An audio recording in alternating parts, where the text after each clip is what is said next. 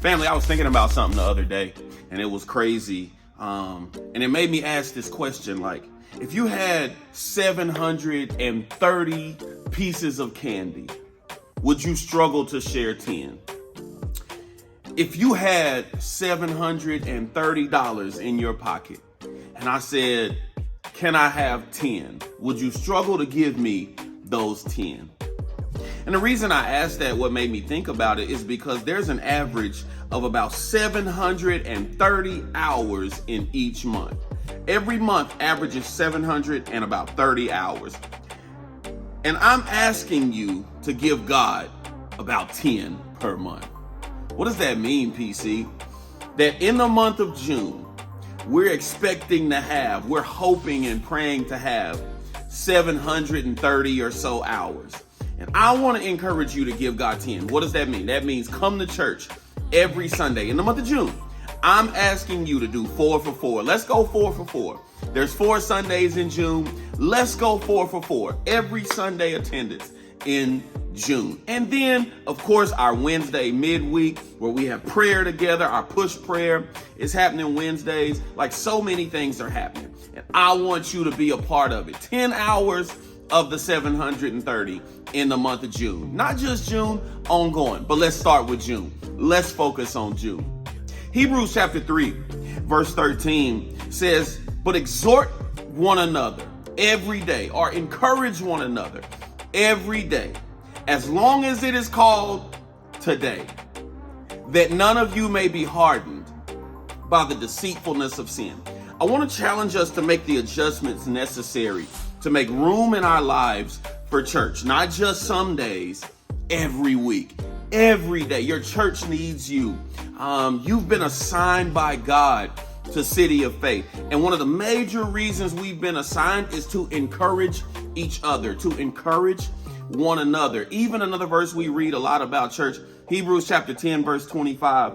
Let us not neglect meeting together as some people do, but encourage one another, especially now as the day of his return is drawing near. The Bible is full of instruction, y'all, for believers to help, to encourage, to strengthen, to just be there and walk together with each other. And while many of us are not working in our ministry, our personal life ministry, is because we're not in church, we're not fully active, and therefore we can't do what God is calling us to do, which is to encourage one another. The one another's are strong in the New Testament, y'all. And I encourage you to continue to be present for the one another ministry, the each other, like help each other, help one another, encourage. You need encouragement, you need the encouragement, and you need to give the encouragement.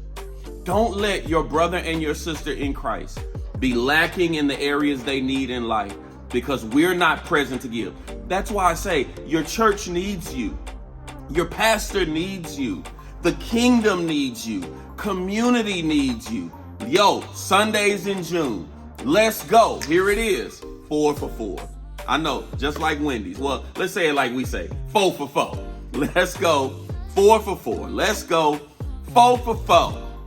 In the month of June. I promise you, God will bless us. Sunday mornings at 10:30 and Wednesdays for midweek. Push prayer at 6:15. Church at 7. Man, it's special. Something happens when we gather together, and there's something we get together in the room, in the sanctuary, in the presence of God, joined with other believers that we can't get anywhere else. You know something crazy, and I'll say this last thing.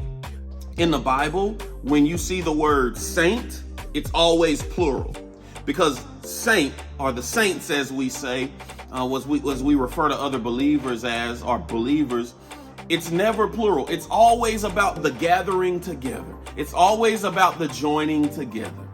So I want to see us do what God is calling us to do, what Jesus called us to do when he said, I'm building my church. Join together, saints. Join together, family. Your church needs you. This June, we're going 4 for 4.